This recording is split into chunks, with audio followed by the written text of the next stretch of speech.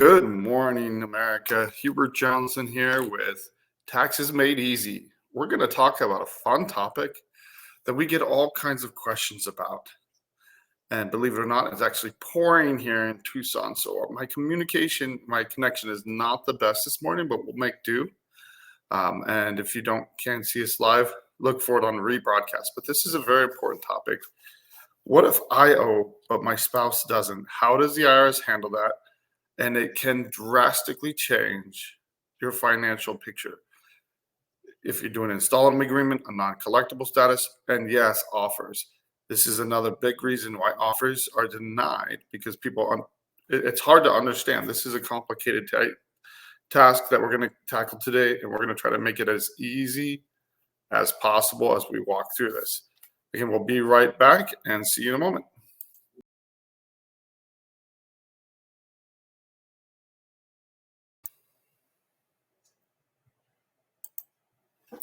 Welcome back, everybody. So welcome to Taxes Made Easy, and thank you for those that are watching, either live on rebroadcast.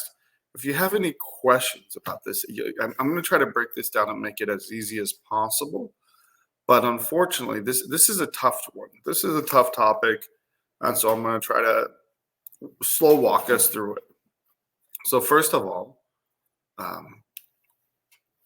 what kind of situations cause these problems? What do you need to be aware of and watch out for? So the number one thing that we learn as attorneys is to spot issues. We talk to someone, we go over their financials. Where is this going to be a problem? Is it going to be a problem? What kind of fact patterns bring this up? So really it is when you have, husband and wife or partner and partner, and one person owes taxes and the other doesn't. And they live in the same home. So they could be filing jointly, but one partner owed taxes prior to the marriage, or they were filing separately but living in the same home, and one person owes and the other doesn't. So how do you deal with this? Anytime you see this where one person owes and one person doesn't, you've got to be very wary about this. And you can have both partners owing, but for separate tax debt. And that brings in another consideration that you have to watch for and be very careful with. So anytime, and I get these kinds of questions all the time. I owe, my partner doesn't, or often it's, and not to be sexist, but it's the wife calling in because it's the husband that owes. So that's more typical. So the question is, can the IRS come after me if I don't owe? And we're going to address that question first. They can't come after you unless you have assets that are owned jointly. So where your name and your partner's name is on it. So if your partner's name is on a bank account, the IRS can come and sweep that bank account. So be aware of that. Might behoove you to open a separate bank account and have your funds as the person that doesn't owe go into that account. So a little bit of IRS terminology. They call the person that doesn't owe a non-liable party. So NLP for short. But the non-liable party, the person that doesn't owe taxes, as long as they keep their assets separate, they don't have to worry about it. Now, things get a little fun when you get into community property states, but we're going to get to that later. But no, if it's in your name and it's not in your partner's name, that they can't go after it. So that's the first concern. So if you have bank accounts, they can't garnish the non-liable party's wages. They can't go after any bank account that's just in their name. One thing to be concerned about. It's very common for parents to be co-signers on their children's accounts. So if you have someone that's a co-signer, can the IRS come and hit that account that's for your child? The answer is absolutely. So how do you prevent that? First, you go in and get the person that owes, get their name off the account if possible. Maybe reopen a new account if that child is now an adult. If the IRS does sweep one of your children's accounts, it's pretty easy to call the IRS and say, hey, it's Johnny's account, it's Susie's account, it's not one of the parents. accounts, and the IRS will send that money back. But it is always easier to protect yourself beforehand. It's always more fun to try to get them to release funds. They will, but it's always more of a challenge. So first of all, if you can keep your assets separately, fine. What if you own a home together and both parties' names are on the home or on that mortgage? So the IRS can file tax liens against the home.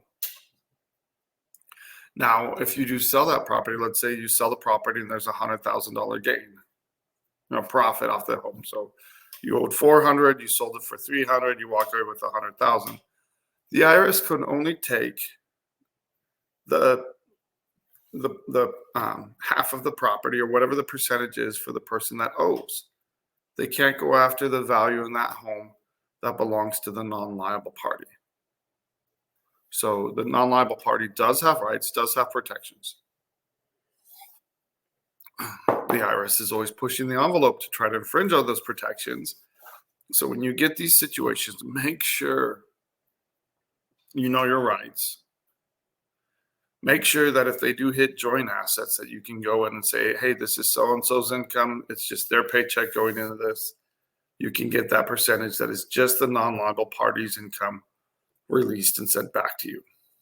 And they cannot issue wage garnishments because all of these things, all of these collection actions follows the social security number of the person that owes.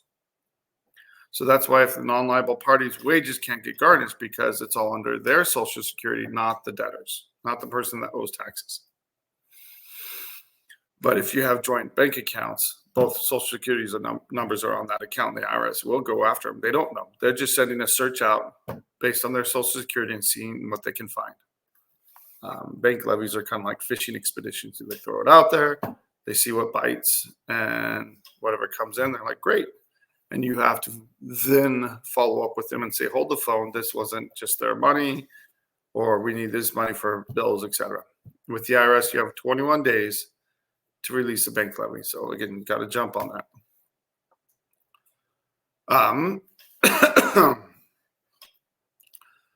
As far as a non-liable party, so we're talking about how to protect yourself from some collection actions. Can the IRS ask for your information? It used to be no. It used to be a hard no. If they didn't want to cooperate, they set it at 50%. So the liable party, the person that owes, would get 50% of all the household expenses, and they would just go through that because technically the IRS has no way to demand information from the non-liable party. Legally, they can't. Under the current administration, they have been pushing for more and more information about the non-liable party. And again, they've absolutely refused to follow that rule that they used to follow. So now they demand to know at least the income of the liable party and any community assets. So community assets are anything that are owned jointly, or if you're in a community property state, anything that has been accumulated during the marriage. And now they're not interested in TVs. They're not interested in, household furnishings. What they're interested in is investments. And if it's just if it's a 401k that's just in the non-liable party's name, they're going to leave that alone. But if you have jointly held investments, mutual funds, et cetera, they will definitely ask about that and can be included in the analysis. So be aware of that. The biggest issue we see is equity in homes. So if someone owns a home and it's their separate property, and this is a family law term, separate property versus joint property. So you owned it before the marriage, or you might have purchased it during the marriage if you're not in a community property state, but you paid for it. It was just in your name. Their mom gave them the down payment, et cetera. And you can show it's that your separate property. You can keep that out of the analysis. But the gist of it, the way they look at this, and they look at income first. So let's talk about a simple example. So let's say partner one is, the liable partner is making 50,000 or 5,000 a month, 60,000 a year. Partner two is also making 60,000 a year or $5,000 a month. So that 5,000 plus 5,000 is a total household income of $10,000. Now the IRS cannot ask for the $5,000 from the non-liable partner. They can't.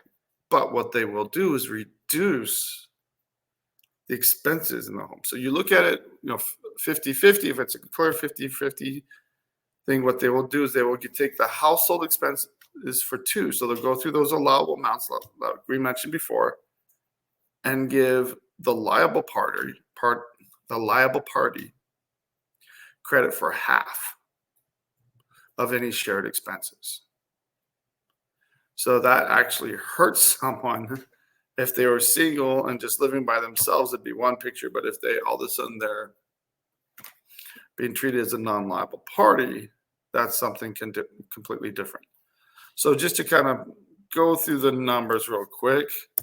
So again, I'm just going, and we have a program, so we don't go to irs.gov. But again, for those that don't pay for a program, go to irs.gov, type in collection financial standards, go down to the first one, which is food, clothing, and other items. And we're going to look at those same charts that we talked about before. So yes, fun. We're going back to the charts. For two people, the allowable is $1,389, and you always round up. If anything, they don't like cents. So if you have, if it's 50 cents or more, you round up. So the allowable is $1,389. If someone is only going to get credit for half of that, you multiply it by 0.5, and they'll get credit for $694 or $695 when you round up. That's less than the allowable for one person of $841. So they're getting roughly $150 less for that allowable amount. They would get more if they were living by themselves. Now,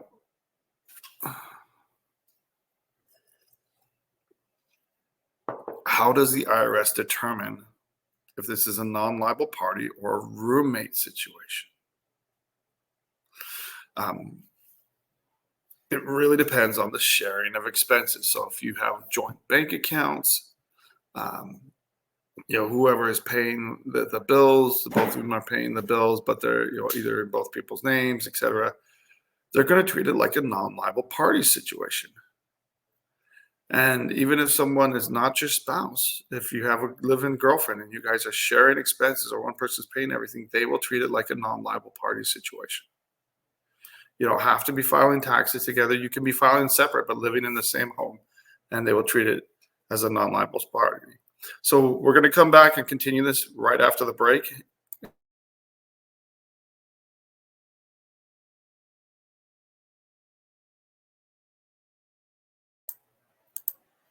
Welcome back, everybody. Hubert Johnson with Taxes Made Easy. And we were just starting to talk about the difference between non-liable party situation and roommates. So roommates, there's plenty of example of people that are roommates. You might have boyfriend and girlfriend that they're living together, but they're living more like roommates instead of sharing all their expenses. You can have family members, a father living in a house, or you can have an adult child living with you. What the IRS really is looking at is, determining whether or not it's a roommate situation or not, is are they sharing expenses? So in most cases, for example, if you have husband and wife and they have a home and they have a parent living with them, they're typically going to look at that as a roommate situation.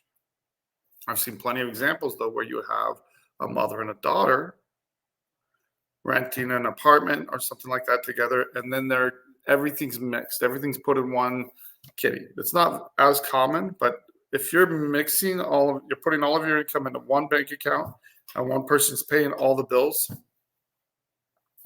that's going to be treated as a non-liable party situation.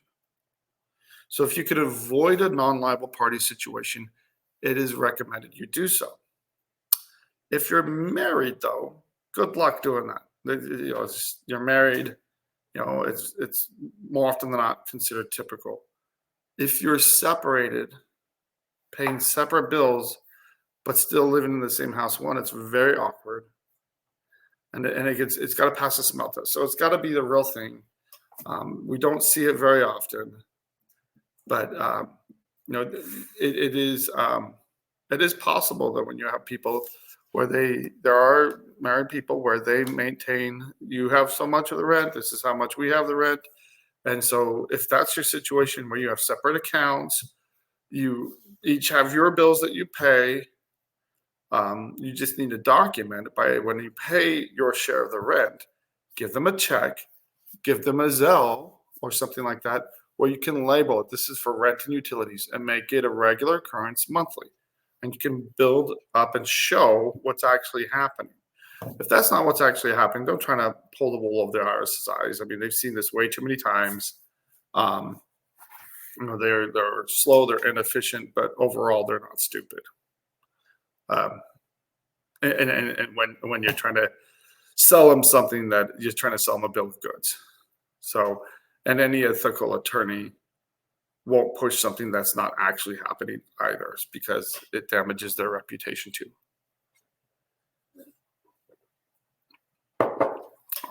So, and you don't want an attorney that's not ethical. I just want to throw that out there. He's going to get you in more trouble. He's going to have you cross lines that you never want to cross. And trust me, if the IRS initiates a fraud case against you, your tax issue is going to be the last of your worries. That's where people get prosecuted, go to jail, etc., is where they try to perpetrate fraud on the IRS. Usually these are for very high dollar cases, but even you can blow up a case pretty easily if the IRS thinks that you're trying to sell them a bill of goods and lied to them. That's a great way to really tick them off quickly. So as far as the roommate situation, if you can show that you truly are not sharing expenses, then they'll just look at one person, your household. You've got, you're splitting in a house. You're more of a roommate. Then they'll treat you like an individual, and it's just one person in the household, and they'll look at your share, just your share of the housing utilities. They'll still give you the national standard for one person. But going off of my earlier example, if it's a husband-wife or a partner-partner situation and you are sharing expenses, then they take the $1,389, they cut it in half. You go to the next allowable. Most of the allowables are divided out. So housing utilities. So let's just go. I'm just going to grab Georgia, Bryan County. The allowable is $2,254, which is kind of low across the country already. But if you take the $2,254 and you times it by, or you divide it by 50, you times it by 50%, that's only $1,127 that they get credit for. Maximum amount they'll get credit for. And then you go to the next allowable. You just keep going down the line. Anything that's shared is going to be prorated, is what they call it. So the official term for doing this is called prorationing. So I'm just going to go down the line and mention what normally gets prorated here as far as expenses.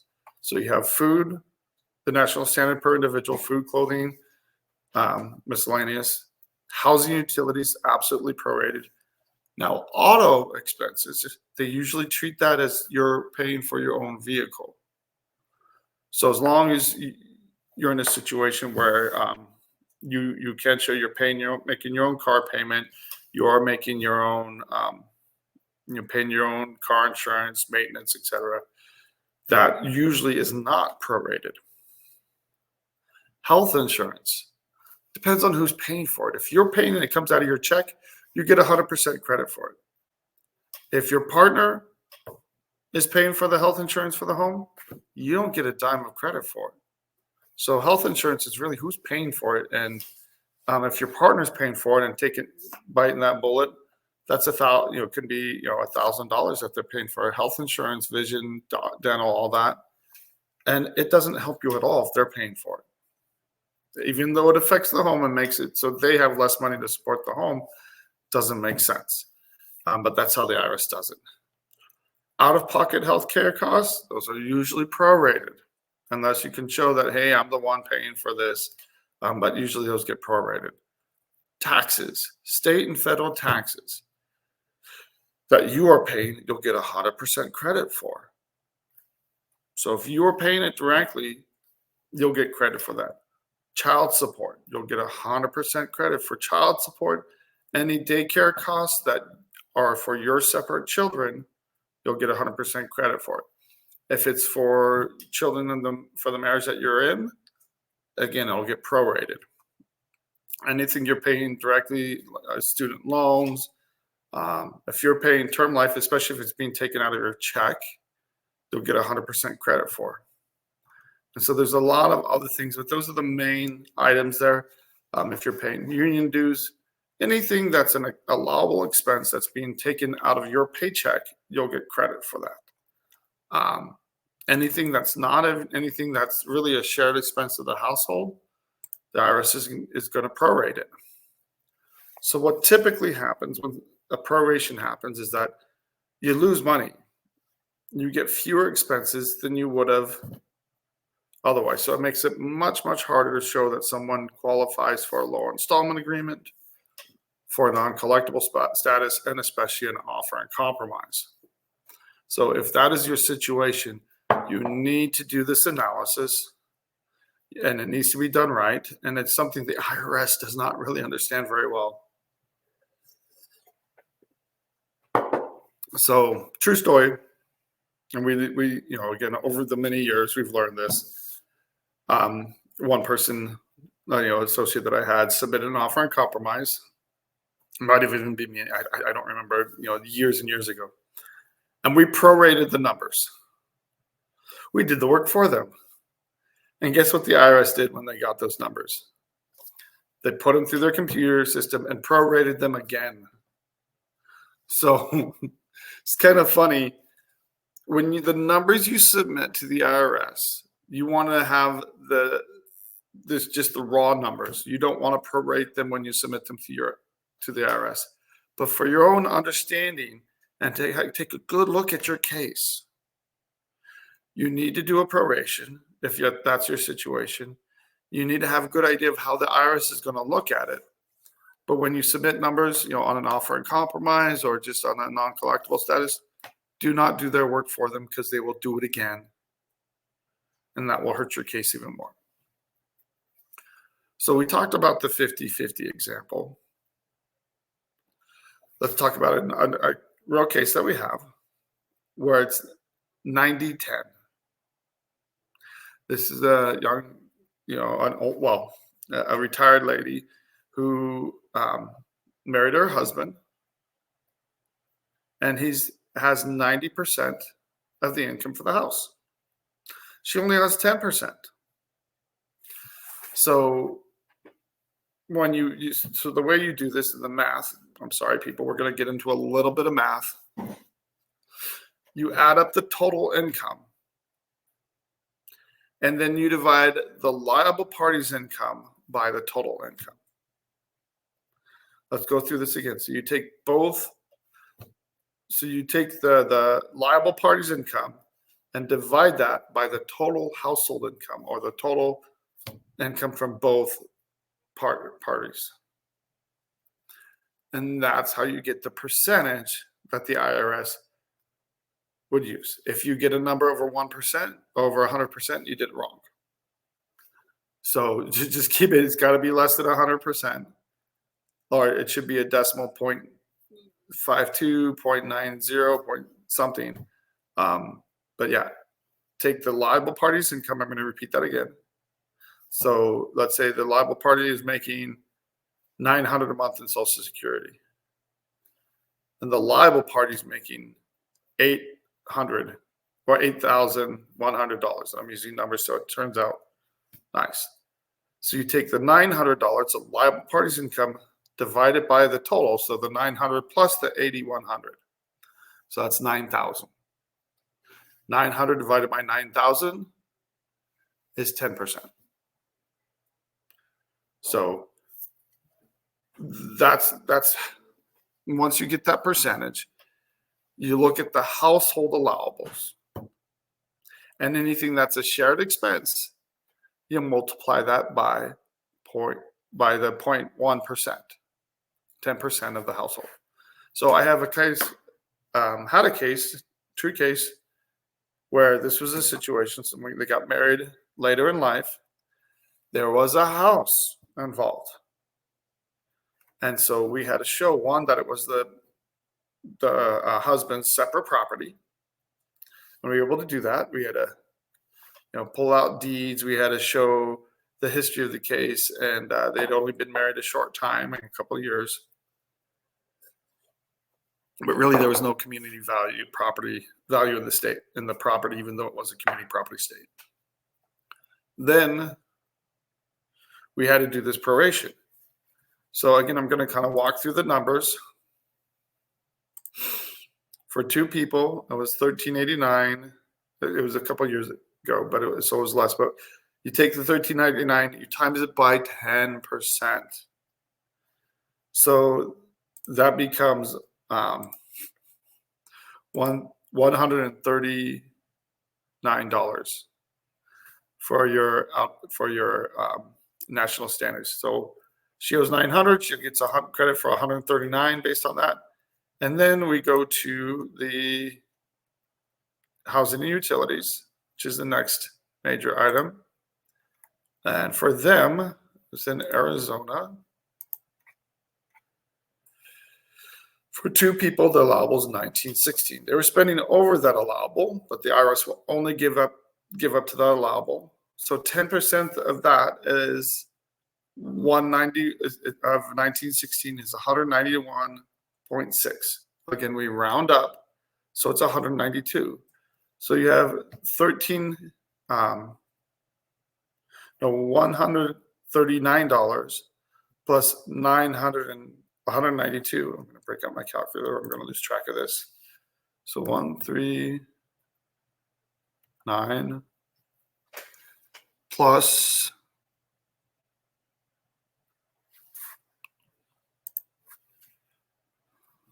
192. So far, that's only $331 credit. But then so you had the vehicle expense, again, another $225, which was only adds another $23 to it. Again, I'm rounding everything up. So you can see how hard it is to get up to the actual expenditures here.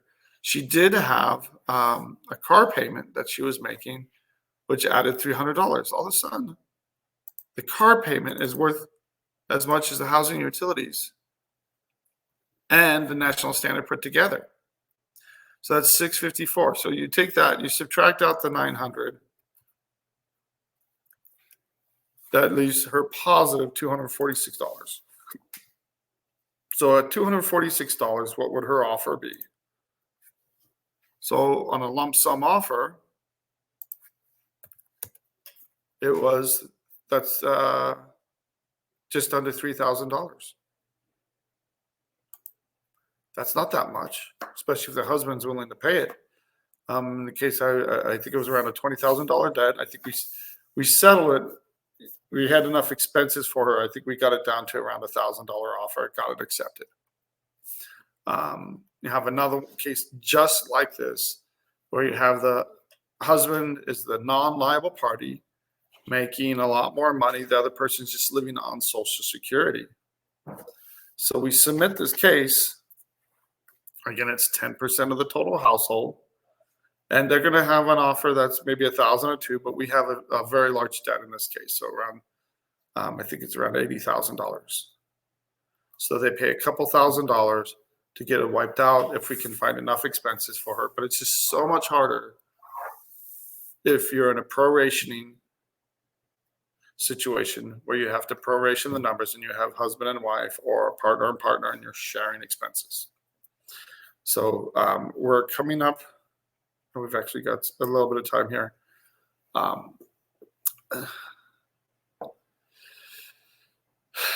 And this is, again, where you've got to spot this issue. This is a big issue, and it messes up a lot of cases. Once you spot the issue, you see that it's going to be a problem. I would recommend getting some expert advice, just to, if nothing else, to do the financials, because it is complicated. We're trying to make it as easy as possible in how we explain it. But when you're talking to the IRS, do not break it down for them. Do not say, hey, it's such and such percentage. They don't know. They don't understand this. If you go deep enough where you have a revenue officer, they might understand this. Most offer examiners don't understand this. They just put the numbers in their computer system, mark it as a non-liable party, and the computer system prints out an answer. Now, key point here. Just like any system, garbage in, garbage out. It is so common, and I've had people do this, or IRS agents, they put in numbers into their computer system, and it spits out a ridiculous number.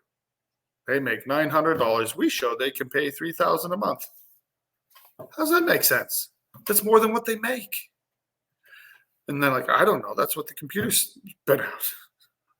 So that's where we go back and we say, okay, let's walk through the numbers. What did you put in the computer? And try to make sure that the right information got put into the computer system. They might have something left over from a previous conversation. There's something in there messing it up. They're not good at fixing their own computers, their own analysis of something. You have bad information going in, but you need to walk through it and see what's going on. If someone's truly lost and they can't figure out their own program, escalate it. Ask to be sent to collections, ask to talk to a manager, because if they really don't understand what's going on, you're going to waste so much time, way more time than it's worth, than to just try to talk to a manager. They used to have team leads available that you could always escalate it to. Get someone that understands what's going on and what you're trying to do and can do it right for you. We've got about 20 seconds left before the next break. I've got horror stories where I tried to work with someone that didn't know what they were doing, and I'll share that story when we come back, and it really bit me in the butt hard. So, just give us a call if you have questions to review this, and we'll be right back.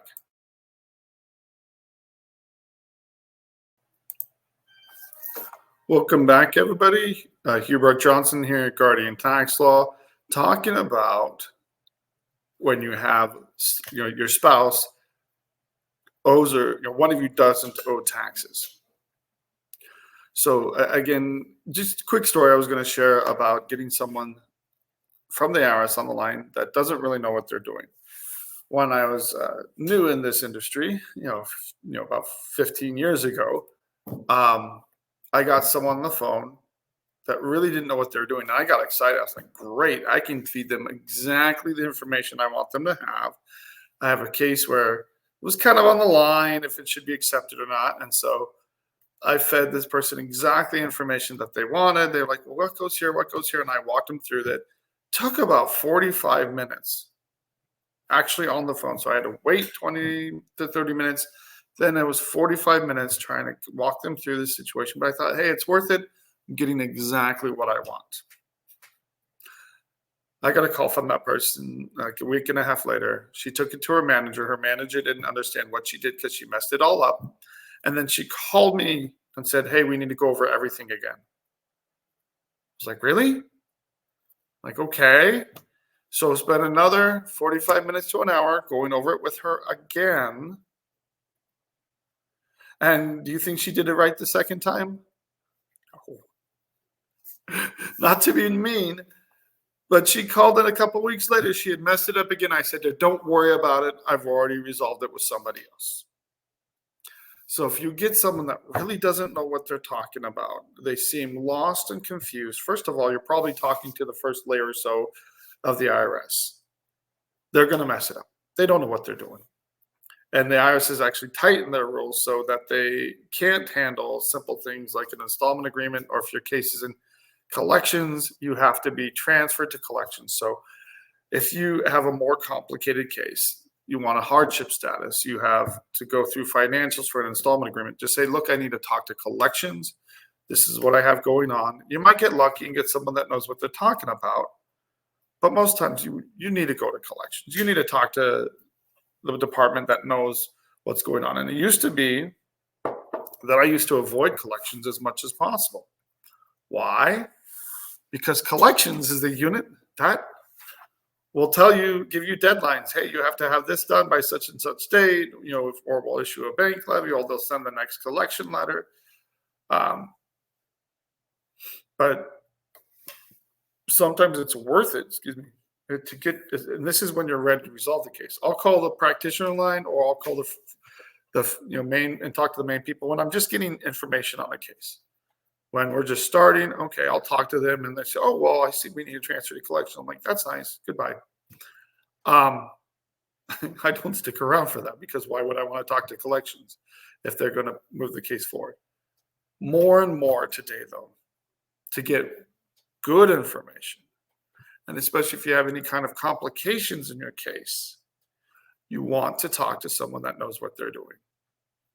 Yesterday, I mentioned that I got, the other day, I got transferred to someone that could do individual collection cases. They could do business cases. And I gave her some of my hardest cases. I'm like, oh, great. I got excited, because now I get excited when I get someone that knows what they're doing. When I didn't know, I got excited when I got someone that didn't know what they were doing. But I learned that lesson quick. When you find someone that knows what they're doing, that's when you want to go over the harder cases with them. If someone doesn't know what they're doing, ask for their manager, or ask to be escalated to collections, and say, look, this just is a tougher question. And you can always, if someone just doesn't know what they're doing, hang up, call back. I know the wait times are insane, but if you know when to call between 5 to 7 p.m. That's when you can get through. So when you have a prorationing case, absolutely escalate that. They don't know what they're doing at the first couple levels of their bureaucracy. You have to get to the third or fourth level, and then you have a much better chance of getting someone that knows what they're doing. Now, trust me, there are people in collections that have been recently promoted, or et cetera. They've been trained, and they don't know what they're doing. It just is the way it is. There's been a brain drain at the IRS since COVID. A lot of the experienced people were like, we're not dealing with this. They retired. It's been a mess over there. And so it's just the way it is right now, that you have to get deeper into the situation, into the bureaucracy. Same thing with offers. If you're submitting an offer in compromise and you have a more complicated case, don't assume they know what they're doing. I've had people, and again, I was talking in a legal meeting yesterday with my associate attorney, and we were talking to some of our other staff, and I said, look, the IRS, don't assume they know what they're doing, because they don't. And he's like, absolutely. It's not that they're stupid. They don't have the experience, and they haven't been trained. And the training they're giving them is garbage. It's training them to be aggressive. It's not teaching them to problem solve and help people resolve their cases. And this is true in the offer unit as well. So when you have a more complicated case and someone does not understand, you can always, and you should say, hey, I think this is a little more complicated. Can I talk to your manager? Can you have your manager look at this? And most of the managers are more experienced. And if you don't think they're doing the numbers right, run it by a manager. But this is where you really need to understand it, and don't push this on every single case, because again, you can cause, if they're right and you just go, give me a manager, you're just going to upset them and make your case harder. So this really is a negotiation back and forth.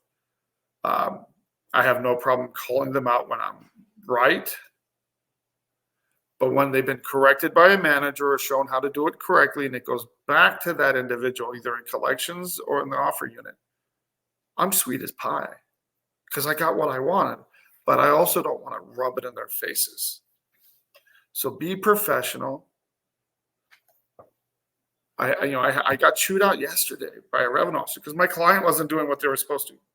The revenue officer was absolutely correct. He told me, gave me a Friday deadline, which is today. I got it pushed out to Monday, but I told, again, laid it all out. I let the client know, and I had been warning the client. The client responded and said, "That guy's a prick." And he was furious. He said, "Tell him he's a prick." I was like, "No way I'm going to tell him that."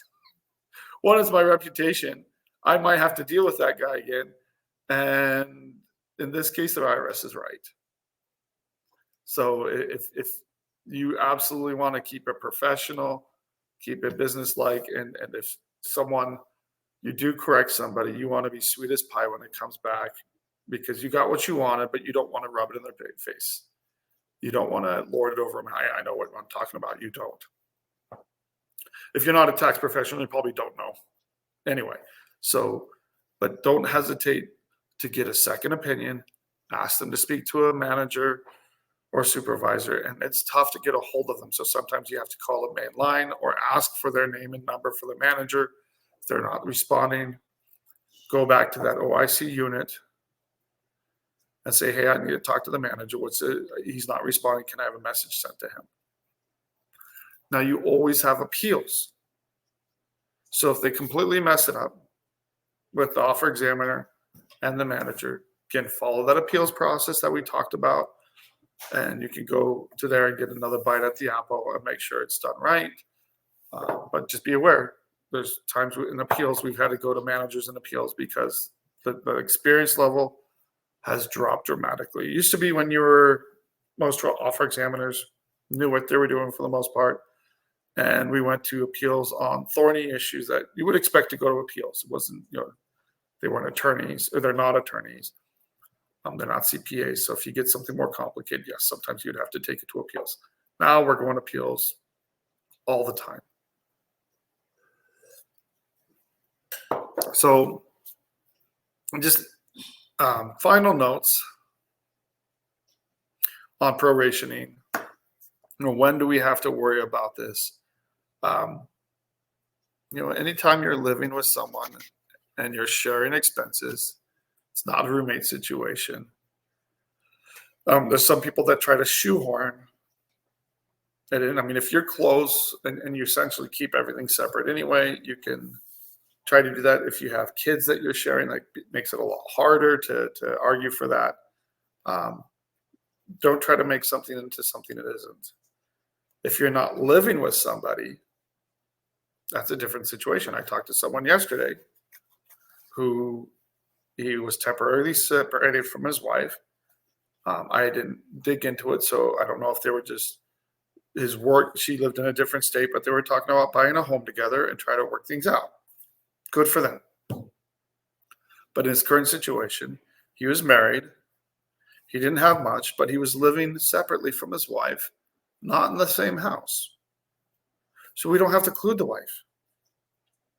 So it's only when you're living in the same home and sharing expenses for where you live, that's where you have to worry about a proration. So I think we got through what is a pretty fun topic. Fun. Trying to make it easy for you guys. When you have this situation, please call. Get some advice. Talk to a tax professional, especially if you have a non-liable party situation. It is complicated for the IRS. They're not very good at it. They don't really understand it very well, unless you get someone that's really experienced. And this can kill offers in a very quick way. So if you put the numbers in, or you talk to somebody a professional that doesn't understand this, they can give you false positives. They can say, "Hey, we can do a non-collectible status. We can do an offer for you," and they can be dead wrong. So that's why it's important to get someone with experience. It's important to talk directly to the tax professional. If you're talking directly to a salesperson, 9 times out of 10, they don't have this training. They don't know the answers. And if in the initial consultation, someone isn't going through your financial analysis, they don't know what you qualify for. They have no clue. How can they? So get that information. Make sure it's done right. Get a second opinion. And make sure this is done right. Because a good analysis is the best way to make sure that you qualify. And if your situation changes through the process, talk to your tax professional. Let them know what's going on. Don't surprise them. Because, again, the ideal thing to do is to tell them before something is happening so they can coach you and say, look, maybe we want to do it this way. You want to do A, B, and C, or you're losing a job or you're starting a business. Maybe now's not the time. Maybe we wait till this is done. And they can coach you and help you so you don't sabotage your own offer. That's it for prorationing. Again, if you have questions, give us a call. Go to our website. Look us up on YouTube. But if next Monday, we'll start off, and I think we're going to talk about the specifics of how to release wage garnishments, bank levies. How do you do that? And what is the IRS looking for in dealing with, these types of collection activities? So wage garnishments, bank liens, bank levies, tax liens. It's like, the scary part here. So if you have any questions, do your research. Look us up, guardiantaxlaw.com. Our phone number, again, is 520-485-7371. Can't emphasize enough how it is a free consultation with a tax attorney, and you can get those questions asked. And I can't tell you how many times we help people if they're considering full bankruptcy or they need a CPA. We refer them on to someone that can help them and make sure they're taken care of, because that's what really matters in the end. That your case, your family is taken care of. I had someone yesterday that I spoke to a couple months ago. They had a traumatic brain injury. So very serious case. She's getting $900 a month from Social Security. She has an apartment. She's been living there. Can't afford it anymore because she had this traumatic brain injury. Just talking to her, she had a very hard time stringing full sentences together. She stopped. She had a stutter. Again, anything that was fairly complicated, she struggled with it. So we referred her to local charities, and there are charities across the country. If you can't pay your rent, if you can't pay your car payment, there is help out there. One guy was in danger of losing his car because he couldn't make the car payment. He was going to lose his job, and then he wasn't going to be able to see his son anymore. This matters, people. It matters to real life situations. And if we're referring you to a charity that can help you out, refer her to a charity, got her rent paid, got her utilities paid, and now she's getting training so that she can become full-time employee and get on her feet again. And that's what makes our job special. And that's why I go to work every day, is because I know we can truly help people out, and we love doing it. So again, I'm just getting real here for last minute. I hope you have a great weekend. Get out there and enjoy your family and have lots of fun. And we will be back early Monday morning talking about the IRS collections and state collections and how to actually get in there and get it released. Again, Hubert Johnson with Guardian Tax Law. And go home, hug your family. And if you have questions, give us a call. Again, 520-485-7371.